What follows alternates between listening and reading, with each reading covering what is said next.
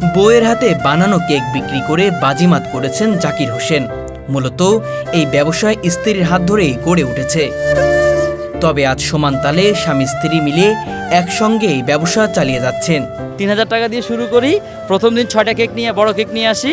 Only ৩৫ minute ছিলাম এই জায়গাটার মধ্যে, আমাদের সব কেক সেল হয়ে গেছে। এখন আলহামদুলিল্লাহ দৈনিক ৩০-৪০টা কেক ইনশাআল্লাহ অনেক সেল হয়ে যাচ্ছে ভাইয়া। একসময় শুধুই শখের বশে শুরু করা এই ছোট্ট উদ্যোগ আজ রূপ নিয়েছে এক সফল ব্যবসায়ী।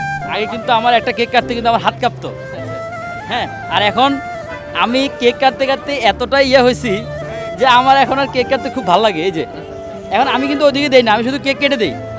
এই যে এটা হচ্ছে ব্লুবেরি, আমাদের সিগনেচার আইটেম। আমাদের এখানে টোটাল 8টা ফ্লেভারের কেক পাওয়া যায়।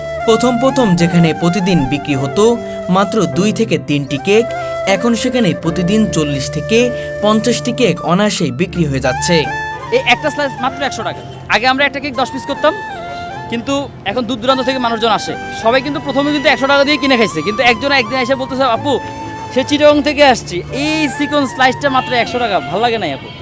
এর পরের দিন থেকেই হচ্ছে কি 8 পিস করে ফেলছে। মাত্র 6টি কেক আর 3000 টাকা মূলধন নিয়ে শুরু হয়েছিল তাদের স্বপ্নের যাত্রা। আমরা হচ্ছে নর্মালি এখানে আগে ঘুরতে আসতাম, এখানে কিন্তু মেলা হয়, মেলাতে কিন্তু আমরা এখানে ঘুরতে আসতাম সব সময়। এখানে ঘুরতে আসা থেকে কিন্তু মেন উদ্যোগটা নেওয়া আমার ওয়াইফের। এখানে প্রচুর মানুষ হয় শুক্রবার। আমার ওয়াইফ চিন্তা করলো যে একদিন আমরা যদি একটা টেবিলে আমি তো কেক বানাতে পারি, আমি যদি এখানে যদি হয় কেমন হয় দেখি। শুরুটা ছিল ছোট, তবে কেকের মান ও স্বাদের কারণে দ্রুতই জনপ্রিয় হয়ে ওঠে তাদের ব্যবসা। ফেসবুকে দেখি হচ্ছে এখানে আসা, কয়েকদিন ধরেই হচ্ছে ফেসবুকে এই কেক হচ্ছে সামনে আসতেছে যে কেক ভাইরাল হয়েছে, তো ভাবলাম যে এখানে যাই, গিয়ে হচ্ছে একটু টেস্ট করে আসি। আসলে কেক তো আমাদের এলাকায় পাওয়া যায়, মুড়ি মুড়ি দোকান আছে। তারপরে যেহেতু ভাইরাল হয় একটা জিনিস, তখন কিন্তু এটার প্রতি একটা আগ্রহ তৈরি হয়। তো সেই জায়গা থেকে আমি আমার ছোটো ভাইকে নিয়ে এখানে আসছি কেক খাওয়ার জন্য।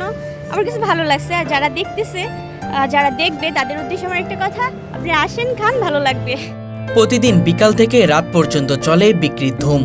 মনে হয় যেন পা ফেলার জায়গা নেই। আমি প্রথমত তো চিন্তাই করি নাই এরকম, কখনো ঘুমিয়েও কল্পনা করি নাই যে আমাদের এরকম হিউজ কেক সেল হবে।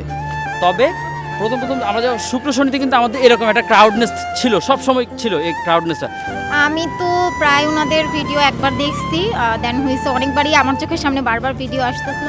আর যেহেতু এটা একটা আকর্ষণীয় খাবার, দেখতে আর কি ভালো লাগছে, যার কারণে ভাবলাম যে প্র্যাকটিক্যালি এসে টেস্ট করি।